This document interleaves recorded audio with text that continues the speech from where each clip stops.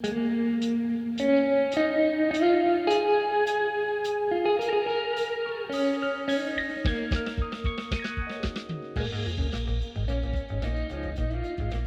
back. A few months ago I got contacted by Peter Sargison, who runs Second Hour Watches based out of Australia, and he first mentioned how much he liked the channel and wondered if I wanted to be part of a new watch tour for his new watch, the Gin Clear Diver, which is going to be on Kickstarter in a few months.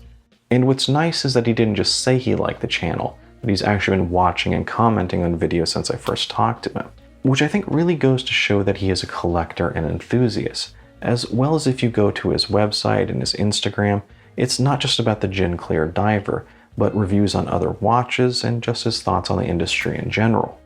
Now, obviously I agreed to be a part of the watch tour. Not only does it have a solid set of specs, but there's just something about the design here I find appealing. Let alone there's 4 different colorways and they all seem to have their own style.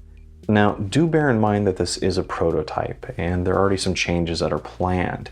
Not to mention the Kickstarter hasn't even been scheduled yet. I think the plan is for some time in April. But that's enough of that. Let's take a closer look at the pastel blue version.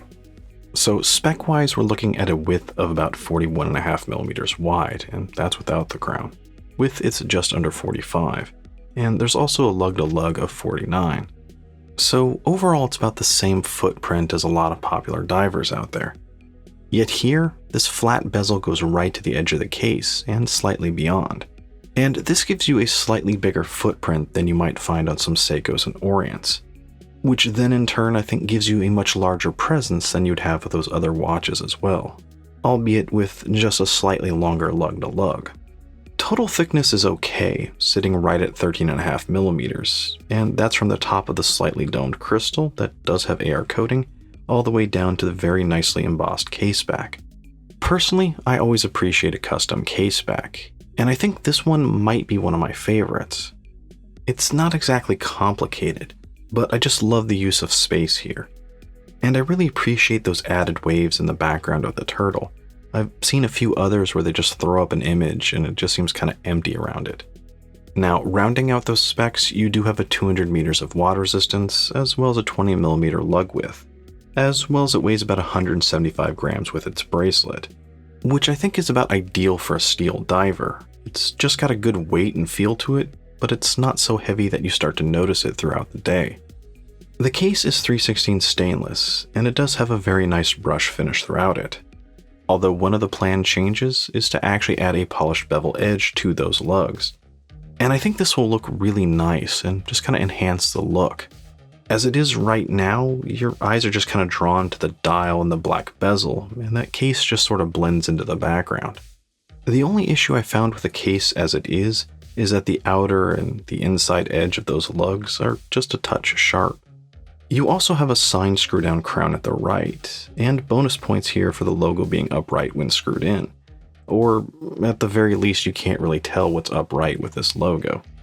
The crown is a good size proportionally, and it does have some nice knurling. Yet it is tucked into those crown guards quite a bit, and that can make it just a touch harder to unscrew, but it visually looks very nice. There's also the standard 120 click unidirectional bezel, and here you do have a jet black ceramic insert. So it is a bit reflective, and normally I'm not really a fan of that, but here I think it works nicely into the design. The flat insert seems to take up most of the case, and winds up just acting like a frame showcasing the dial underneath it. The jet black color and the glossy finish just seem to be a good contrast with the matte blue color underneath it. Not to mention, I think it also accentuates the silver framing of the hands and indices, just making everything pop.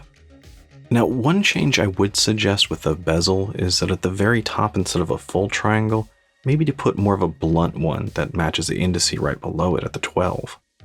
The bezel action is pretty good, and there's almost no backplate to it, plus it is fully loomed. And that just brings us to the dial, and currently there are 4 colorways planned, and maybe a few additional ones depending on the fundraising goals. And I think the black sand and the cream sand versions have more of a textured dial than what you have here, which is this flat pastel blue. It's not necessarily a color that's going to be for everyone, but it is one I like. It tends to change a little with the light. In darker conditions, it seems to be more of a steel blue versus, say, this baby blue in bright light. Either way, I actually think it looks pretty brilliant, and it's just a great contrast with that black bezel. If you're a fan of the look that's on the mint green Traska Freediver, I think you'd like this as well. If not, well, take a look at the black sand version. The blue color also looks pretty good against the silver and white of the hands and indices. It just creates a nice contrast, and the watch seems to be easy to read in most conditions. The logo and the text on the dial are just slightly embossed, and for the most part, they're pretty small and they just seem to blend into the design. And I also like a small splash of the color that's on the depth rating, which does match the second hand as it sweeps around. And that second hand also has a pretty cool custom counterweight to it, which is the same 8-pointed star of the logo for second hour watches. One of the other changes I've heard about is that the underlined under second hour will also be removed. Now, the indices here are applied, and you may have noticed something just a little odd about the design. For most watches and divers, when the design really wants to put an emphasis on one of the indices, it's usually the 12, 3, 6, or 9. And they're usually altered just to make them a little larger to stand out. And this sort of creates a crosshair effect in most watches, and tends to divide the dial in quadrants. Yet with the Gin Clear, it's actually the 12, 4, and 8 indices that are emphasized to be just these larger blunt triangles, which when you combine them together seem to form an isosceles triangle. Peter actually addressed this in an Instagram post, and I'll have a link there so you can read it for yourself. But the short version is that he's actually interested in geometry, and specifically sacred geometry, which I think also explains the logo. Regardless of the reasoning, it's just a really small and simple change, yet I think it gives the watch just a really different feel.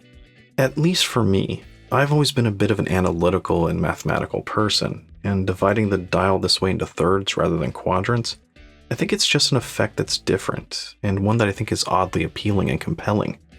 The best way I can describe it might be that it just kind of has this enhanced sense of symmetry, which I think you can see a bit more clearly in a loom shot. Although one negative side of the design here is that I think it makes the date window just look a little more off than it normally would, as it just seems to be more in the center than what's on the opposite side of the dial. Normally I do like a date, but in this case I think I'd go for that non-date version.